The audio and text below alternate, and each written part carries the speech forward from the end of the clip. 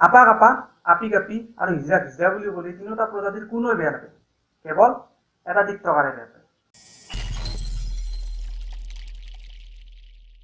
ইয়াৰ হাতত থকা ব্ৰহ্মাস্ত্ৰডাল হৈছে LGBTQ ৰাইটছ। পলিটিকেল পাৰ্টি আপনা পলি ধৰ্মক ধৰে, ইহুন LGBTQক ধৰে। আৰু এনে চিম্পেথি বদলি চাব তাৰ নামেতো টিকটক। ৰাস্তাৰ কাষত এটা ভিখাৰী আছে, এখন ৰুটি দিব, দি পেলাই বেকগ্ৰাউণ্ডত লাই লাই লাই লাই লাই লাই লাই লাই লাই লাই লাই লাই লাই মানে বেকগ্ৰাউণ্ড লগাব জানলি মানুহ এটা টেলেণ্টেড।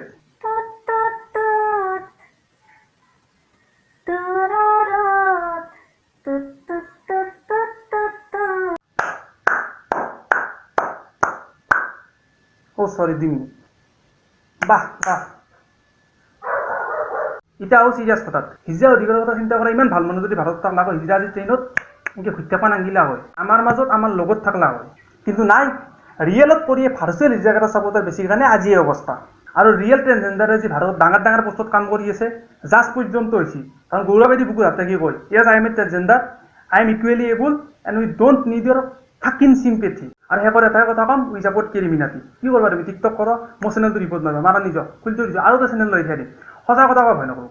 কাৰো ফিজিকেল ষ্টেটক লৈ চিম্পেথি বদলা তোমাৰ অধিকাৰ নাই। হু আৰে কাই অধিকাৰ দিছে তোমাক? কাৰো ফিজিকেল ষ্টেটক লৈ তুমি চিম্পেথি কৰিছা, কাই অধিকাৰ দিছে তোমাক? ভগৱানে চুজি চিংকি তাহোন তাক লৈ সুখী, আমি তাক লৈ আঁকোৱালি ল'ব লাগিব। কোনে অধিকাৰ দিছে তোমাক?